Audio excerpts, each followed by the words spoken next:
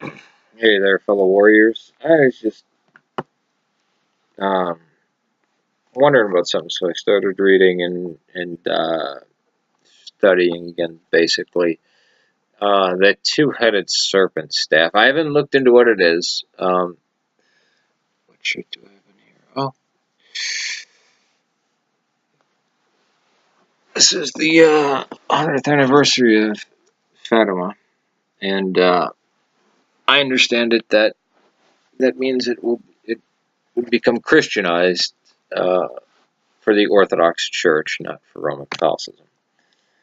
Um, but we're on the serpent, right? There's the serpent staff. I'm gonna let you guys look into that and watch the rest of that interminable video. But I was reading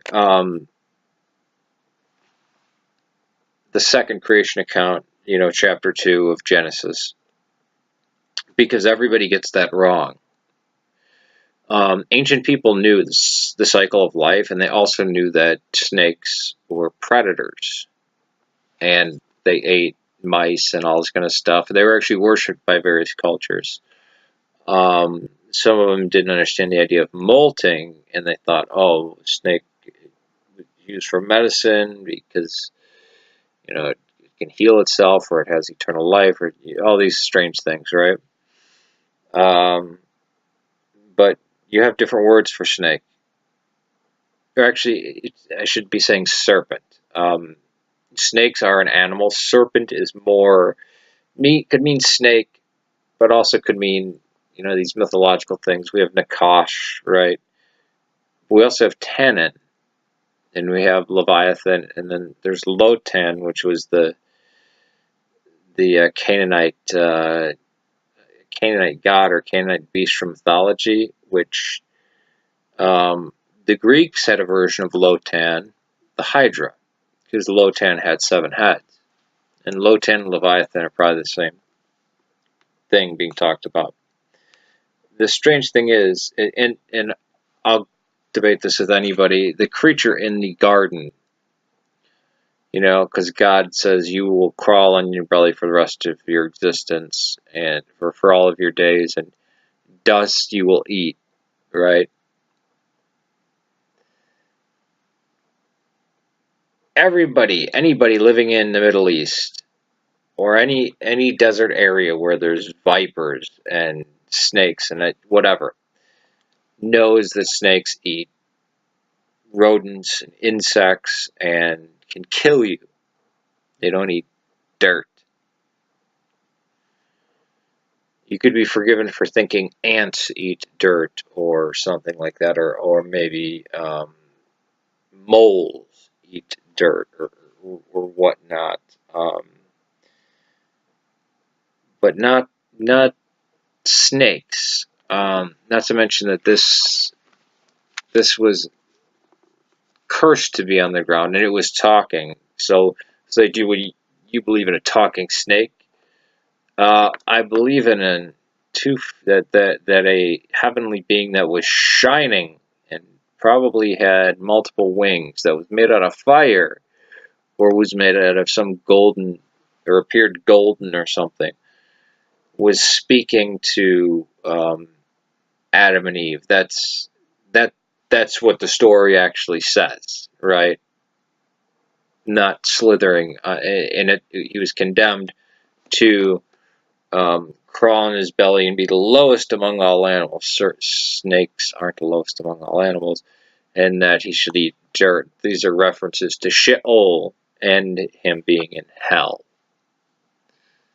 That he's lower than an animal. There's still an expression used by Arab Muslims today, which comes from pre-Islamic times, from the Rahmani, who um, believed in Abraham, Moses, and Jesus, but weren't Christians. They called God Ar-Rahman, the most merciful, or the most beneficent. And they said that man can be as high as the angels or as low as cattle. Um, Satan is usually, or Lucifer, or whatever you want to call him, the devil is usually understood as an angel that had fallen, not necessarily fallen literally, although maybe, but figuratively from the grace of God. And now he was actually beneath even the animals. He was a force of evil where animals are naturally good, and amoral at worst, but not immoral or evil or something like that. So that's the garden story. Exodus chapter 7, something strange happens with Serpent, and you won't find it in English. You actually have to go to the Blue Letter Bible. Moses, his staff turns into a Nakash. Aaron's turns into a Tenin. And then, of course, we have the fleeing serpent with it, which is a mythological creature. And then we have the fiery serpents. Now, this is why I'm talking about the serpent in the garden being made of fire, because the seraphim are guards, but they're also serpents, and they're made of fire. This creature that's being talked about in the second chapter of Genesis, this is probably what they were talking about. If I get the exact passage, I'll read it to you. From the tree of the knowledge of good and evil. Well, if you're going to translate, you shall not eat. If you're going to translate it correctly, it's the tree of the tree of knowledge. That is good evil. So it's knowledge, good, evil, or denoting that there is good evil, or a blend of it, and that's what comes with knowledge, right? Let's see where the serpent turns up, right? Now the serpent was more crafty than any beast of the field in which the Lord had made. Again, beast, I'm going to have to, this book, the translator, I'm going to have, it probably says soul there. And he said to the woman, indeed, has God said to you, you shall not eat from any tree of the garden?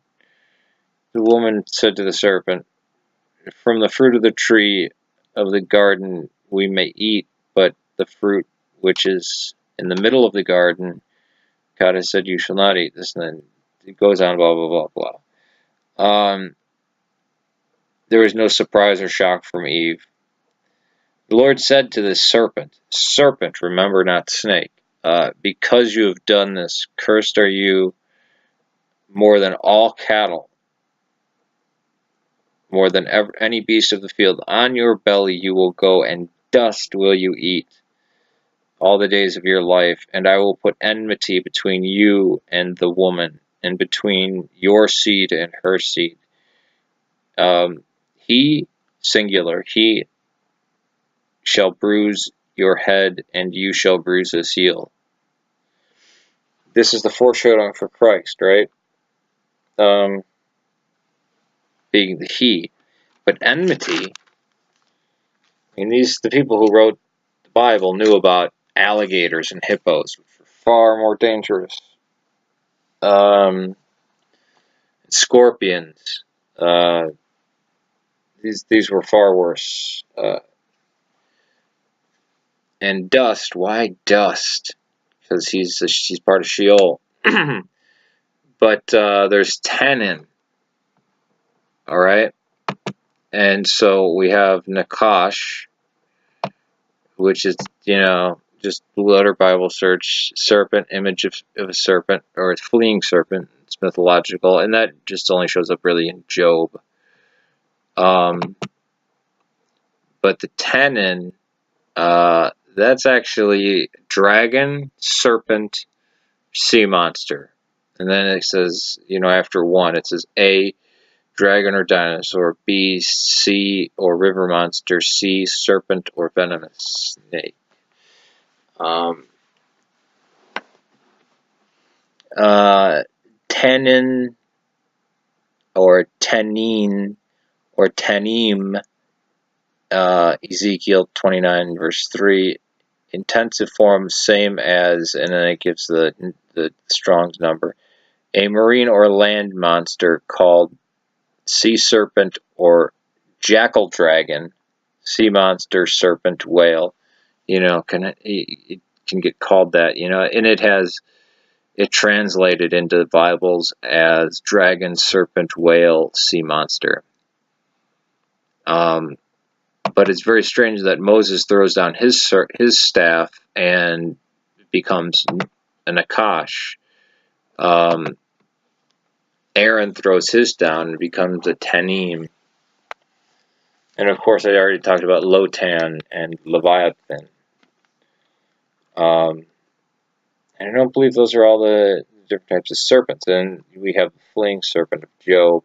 And I believe there's Rahab, too. Rahab, yeah, we know Rahab is a term for Egypt. But it can also mean, I think it also is a term for the sea.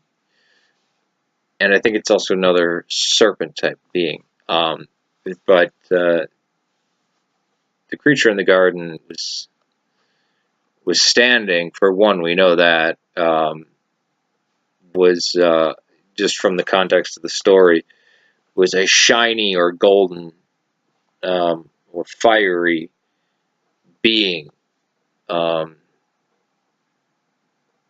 probably with multiple wings. The seraph, fire and serpent, it's the same thing.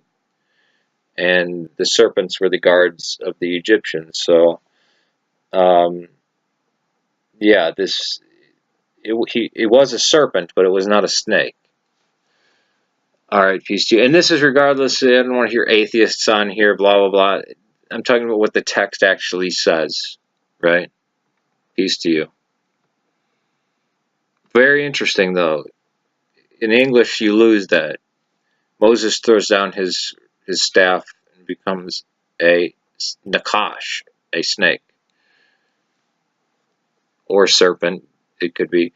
Aaron throws down his staff and it becomes a tanin, a serpent or dragon or sea monster. Peace to you.